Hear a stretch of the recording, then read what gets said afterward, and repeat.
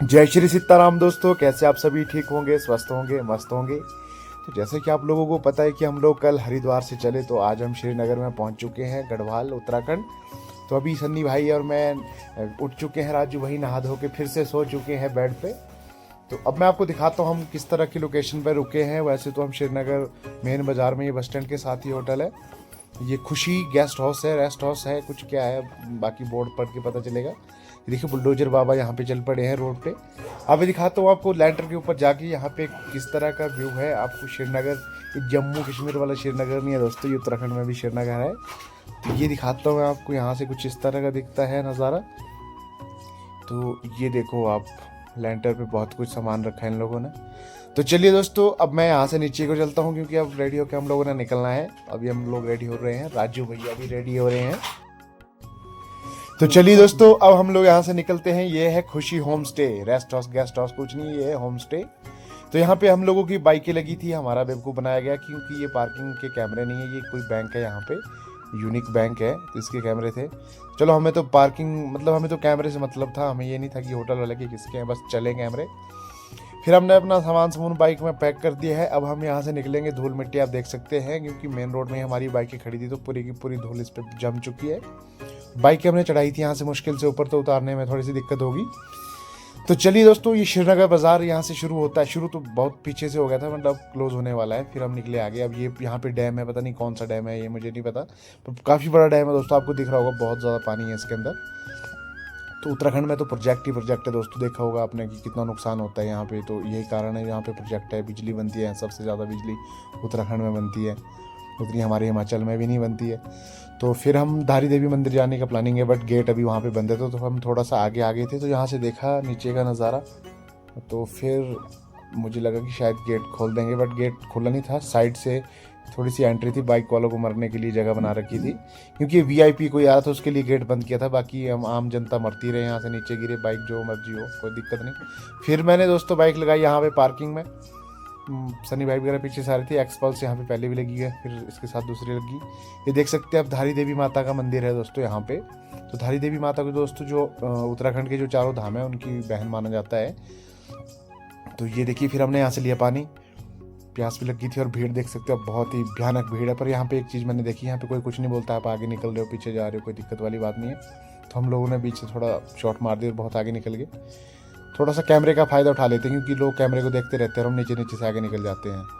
तो फिर आगे निकले और देखो भाई साहब कैसे झांक रहे हैं कैमरे में, पता नहीं क्या देख रहे हैं। फिर देखिए दोस्तों, ये जो बिल्कुल जो पानी के बीच मंदिर बना हुआ है, तो आप लोगों ने सुनी होगी स्टोरी, केदारनाथ में 2013 में जो आपदा आई थी, तो इसी कारण से आई थी क्योंकि उन्होंने माता जी का मंदिर को यहाँ से प्रोजेक्ट वालों ने छेड़ाखानी कर दिया और इधर उधर कर दिया था। तो फिर माता एकदम से नाराज़ होके ख़त्म कर दिया था, तबाही तबाही कर दी थी उत्तराखंड में। तो ये देख सकते हो आप, काफ़ी ज़्यादा यहाँ पे जो घंटियाँ लगी हुई है बजाने के लिए मंदिरों में, लाइन बार, बहुत ही सुंदर हवा से भी बजती होगी ये घंटियाँ, जहाँ तक लग रहा है मुझे। तो चलिए यहाँ से आगे, अभी बहुत ज़्यादा भीड़ है, देख ही सकते हो आप, इधर उधर सारी जगह में भीड़ ही भीड़ है। माता धारी देवी बहुत ही प्रत्यक्ष माता है, इनके जो है 3 रूप है, बताता हूँ आपको। देखिए नीचे घंटी का ढेर लगा हुआ, पूरा ट्रक भर सकता है यहाँ से। इन घंटियों को देख के पता चलता है दोस्तों यहाँ पे कितने लोगों की जो है मुरादें पूरी हुई है। तो ये देखो आप, बिल्कुल जो है पिलर बीचों बीच से दिया, प्रोजेक्ट वालों को यहीं पे बनाना पड़ा फिर से यही मंदिर, नहीं तो उनकी ऐसी तैसी होने वाली थी। तो ये देखिए दोस्तों, यहाँ पे जो है एक लोहे का पुल है, अभी हमने जूते वहाँ पे उतारे हैं, पर ये बहुत ही ज़्यादा गर्म है, इस पे ऊपर चलना बहुत ही मुश्किल है।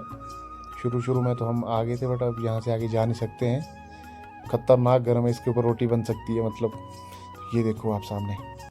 तो फिर दोस्तों मैंने ठान लिया था कि पुल बहुत ज़्यादा गर्म है। मैंने एक बाइक वाले को इसके ऊपर से जाते हुए देखा था एक्सपल्स लेके, तो मैंने भी सोचा चलो इस पुल को क्रॉस करते हैं। मेरे मन के अंदर इच्छा आई, पर पुलिस वालों ने इच्छा को मारने की कोशिश की, और मैंने फिर भी अपनी हिम्मत नहीं हारी। मैंने बोल दिया कि मेरे को उस भाई ने बुलाया जो वहाँ पे गया हुआ है, और फिर मैं यहाँ से निकला। वैसे तो दोस्तों ये मेरी भी बेवकूफ़ी है, इतनी ज़्यादा भीड़ लगी, यहाँ पे लाइनें लगी, और फिर भी मैं यहाँ से घुस रहा हूँ बीच से। पर अब मेरे मन में इच्छा है, तो दोस्तों अब इच्छाओं को मारना नहीं चाहिए, दबाना नहीं चाहिए होता है, पूरा करना चाहिए होता है। अब आप रिस्क नहीं लोगे तो फिर आप ज़िंदगी में आगे कैसे बढ़ोगे। फिर मैंने रिस्क लिए, पुल के ऊपर आया क्योंकि मुझे बदला लेना था पुल से, क्योंकि ये बहुत ही ज़्यादा गर्म था, इसने पाँव में एकदम छाल ले आए थे। मैंने इसको बताया कि मैं तेरे को पूरा क्रॉस कर सकता हूँ, पैदल नहीं तो बाइक पे ही सही। मेरी एक्सपल्स ने मेरा साथ दिया और मैंने इस पुल को क्रॉस कर दिया। और इतना ज़्यादा गर्म पुल है इस टाइम की, मतलब इस पर नंगे पाँव तो बिल्कुल भी ना चल सकता है, ना इस पर चलना चाहिए, तो फिर आपको बड़ी दिक्कत होगी। तो ये देखिए आपको इधर उधर दिख रही होगी, बहुत ही ज़्यादा पानी है नीचे और पुल जो है पूरा का पूरा लोहे का बना हुआ है। अब देखता हूँ पार वाली साइड में क्या, मैं पहली बार जा रहा हूँ आज। यहाँ पे एक छोटा सा और पुल है इसको जो कनेक्ट करता है। और ये देखो अभी तो बहुत ही ज़्यादा कंजस्टेड है, मेरी बाइक निकल तो जाएगी बट पूरी पूरी आ रही है इसमें। तो मैंने बोला था झूठ कि मैं यहाँ जा रहा हूँ एक दोस्त से मिलने। अब दोस्त तो कुछ नहीं है, बस उसके पास एक्सपर्ट्स थी और मैंने उसको दोस्त समझ लिया और उससे बात कर ली थी कि भाई मैं आ सकता हूँ। उसने बोला हाँ आप आ सकते हो। फिर मैंने होटल वाले को पूछा कि भाई अब वापस भी जा सकता हूँ कि पुलिस वाले मेरे को पूछेंगे? बोलते नहीं आप जाओ, कुछ नहीं होता है, हम लोग भी तो जाते हैं इसके रोज़। बट ये इन लोगों का ये कि लोकल है, अब मैं तो ऐसे ही मज़े लेने के लिए आ रहा हूँ, गलती तो मेरी भी है, नहीं आना चाहिए। बट चलो फिर भी आ ही गया मैं। अब चलो वापस की ओर चलते हैं।